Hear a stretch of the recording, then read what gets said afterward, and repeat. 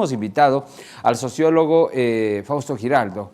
Él es analista político y en el contexto de esta situación, obviamente vamos a analizar el tema político, pero antes, como sociólogo, también quisiéramos una visión general de lo que está pasando en el Ecuador ante lo que algunos dicen, ya no creer en la justicia y no tener otra alternativa que tomar la justicia por la propia mano.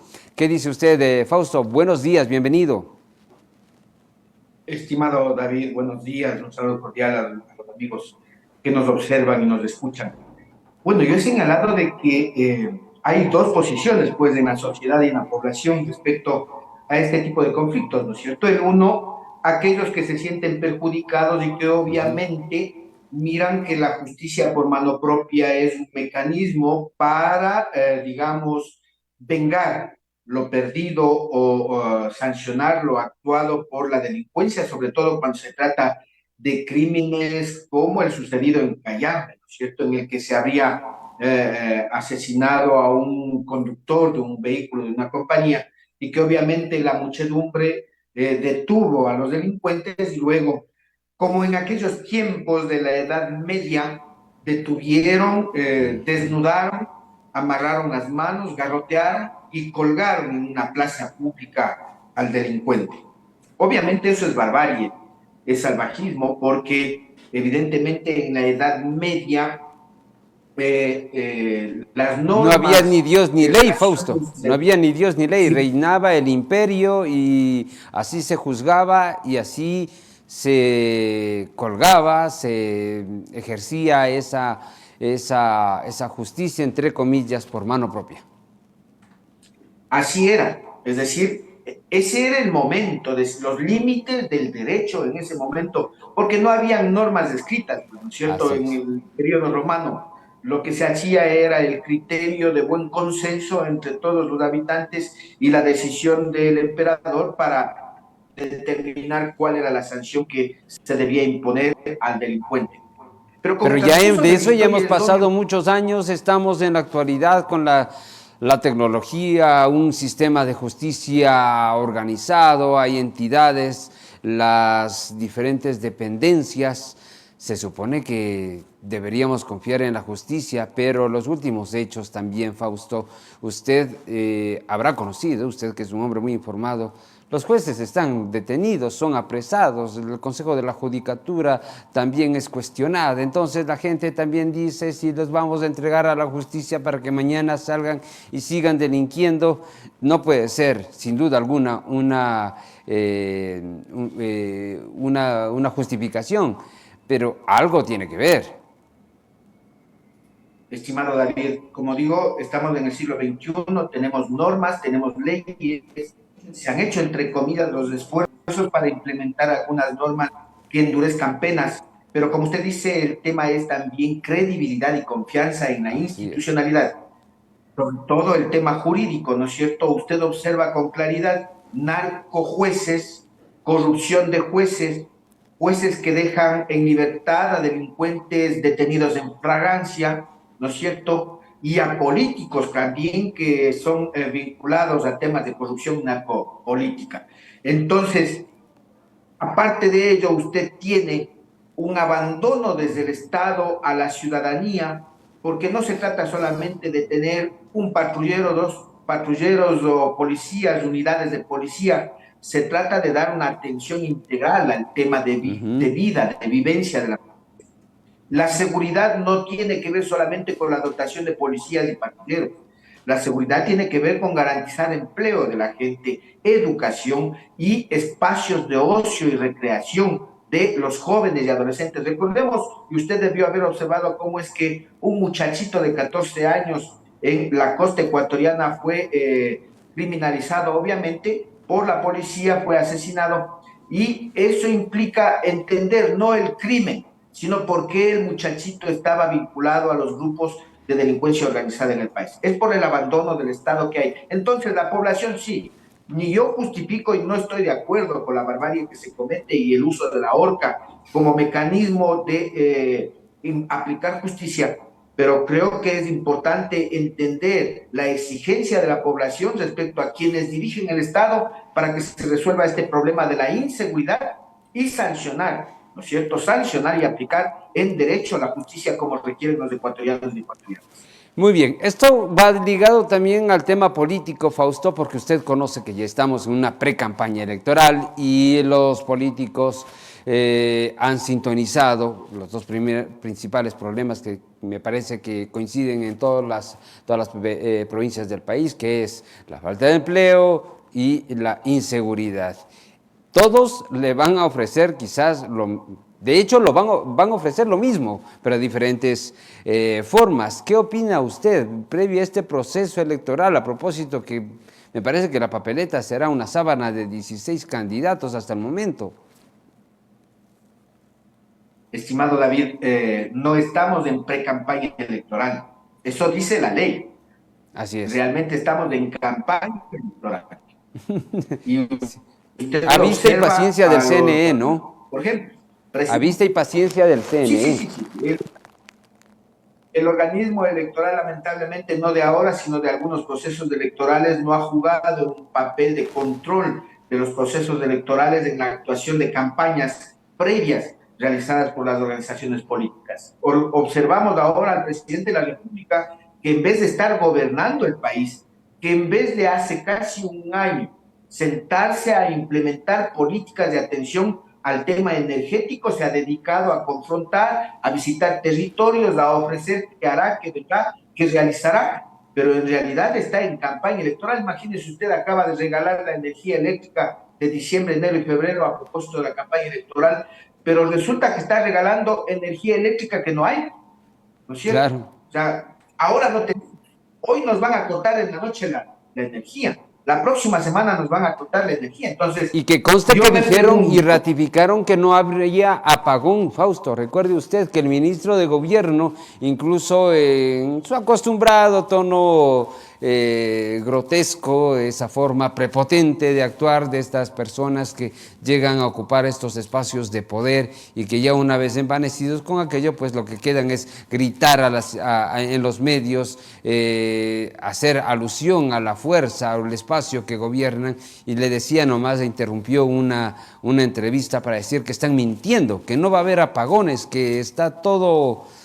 Estamos en el paraíso, tendremos iluminación para largo y vean nomás con lo que nos encontramos, ya no será una sola vez la que se apagará, es decir, una sola noche, sino serán algunas.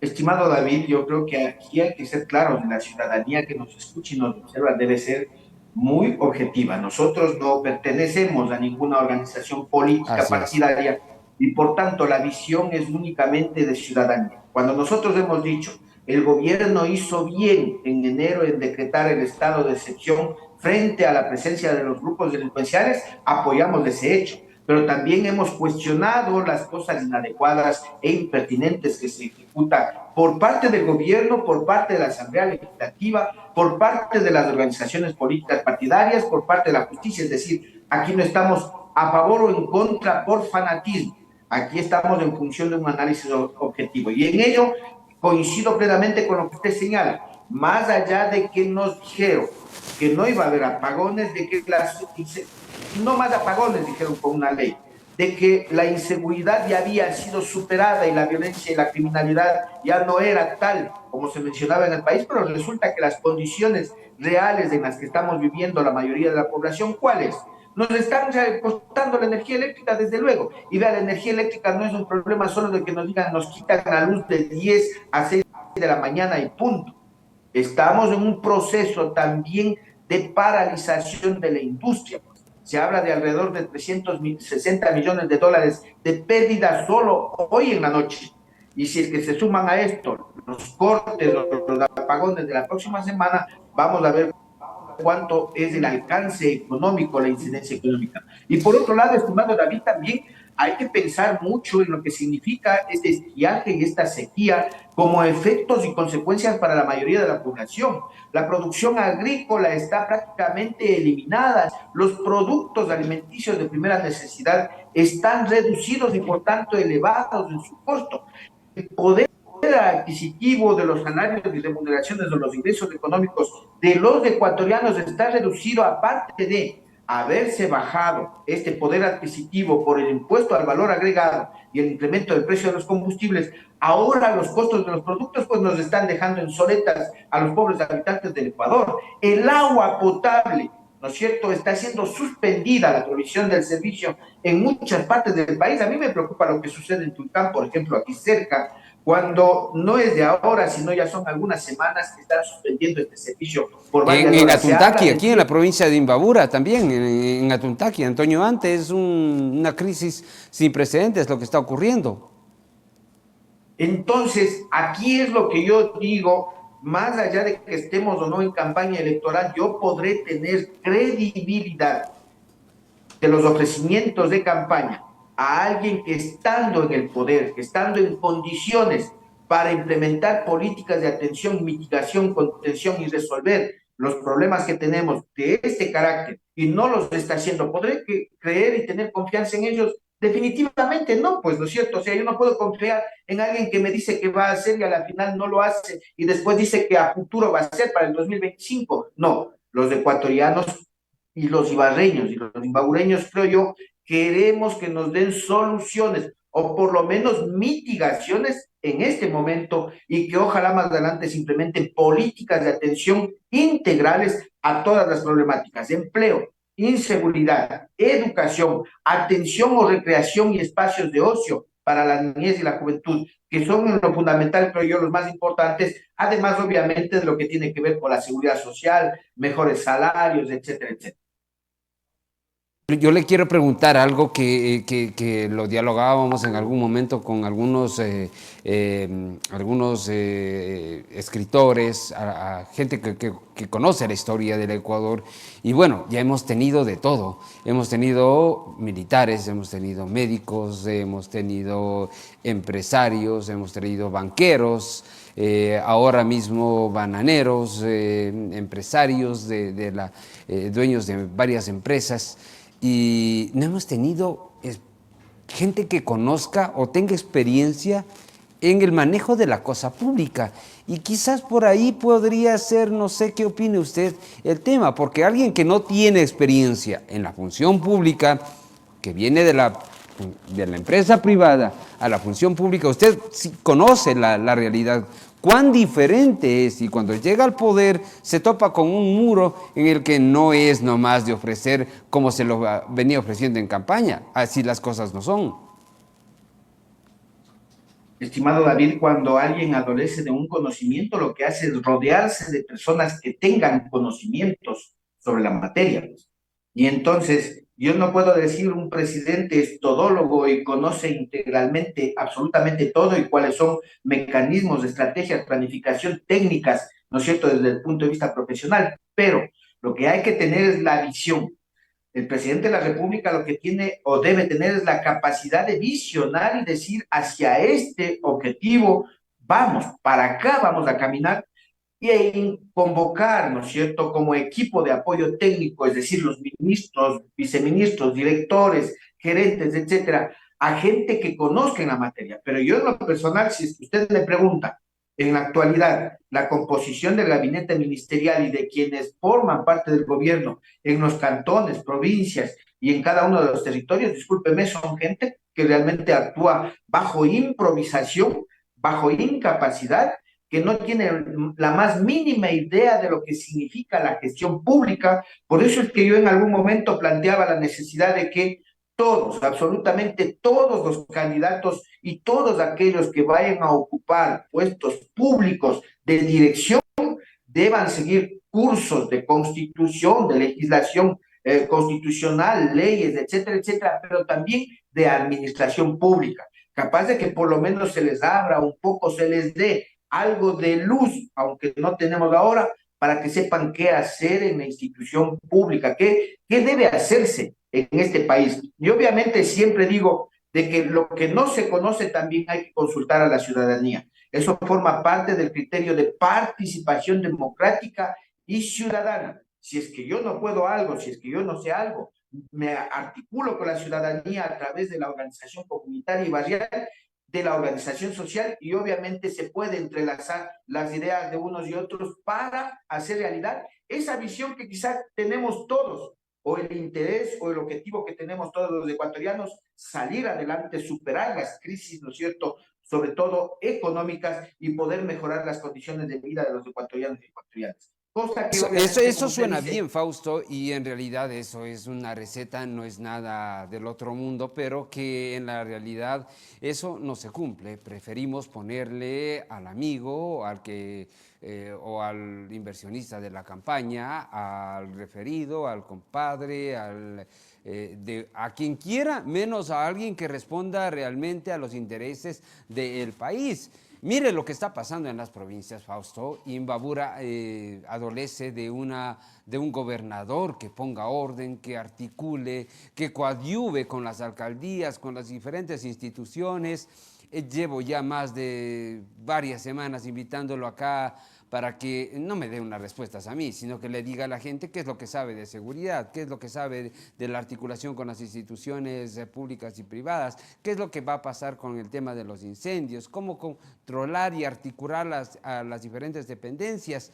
Alguien le respeta, alguien coordina con el gobernador. El municipio ya acaba de presentar un plan de seguridad integral. Lo hizo, claro, por iniciativa de la alcaldía, y qué bien por aquello, porque si esperaban al gobernador, hasta ahora estuviésemos nosotros aguardando por ese documento, Fausto. es que estamos en un gobierno del TikTok, pues en eso sí coincido con algunos políticos. Estamos en un gobierno que no se trata solo del presidente, sino de ministros dedicados al TikTok, de gobernadores dedicados al TikTok, de jefes políticos dedicados al TikTok, porque creen que los problemas del país son solo TikTok, son redes sociales. Por lo menos, como usted dice, hay algunas autoridades que sí están interesadas en implementar planes o políticas públicas serias, aunque yo digo hace falta mucho por construir, pero también implica entender de que estos gobiernos o los gobernantes muchas veces se rodean, y aquí viene una inquietud, ¿no es cierto? Que yo diría, incluso dentro de un análisis que hacía, de las interrogantes que se generan en un proceso electoral: ¿quién financia las elecciones y para qué financia?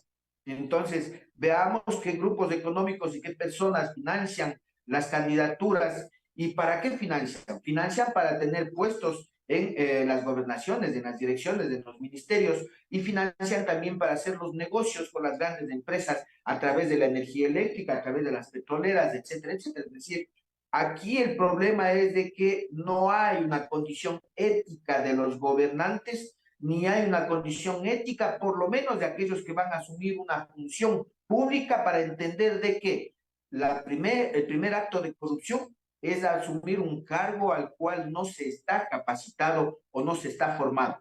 Y yo creo que ese es un elemento que hay que cuestionar en la ciudadanía. Y los medios y los comunicadores sociales tenemos que generar espacios de cuestionamiento frente a este tipo de comportamientos y conductas de carácter político-social que tienen los gobernantes y los funcionarios en cualquiera una de las instancias del gobierno. Fausto, muchas gracias por atender nuestro llamado, muy amable. A usted muchas gracias, la gentileza. Hemos dialogado con Fausto Giraldo, conocido sociólogo y analista político, hablando sobre varios temas.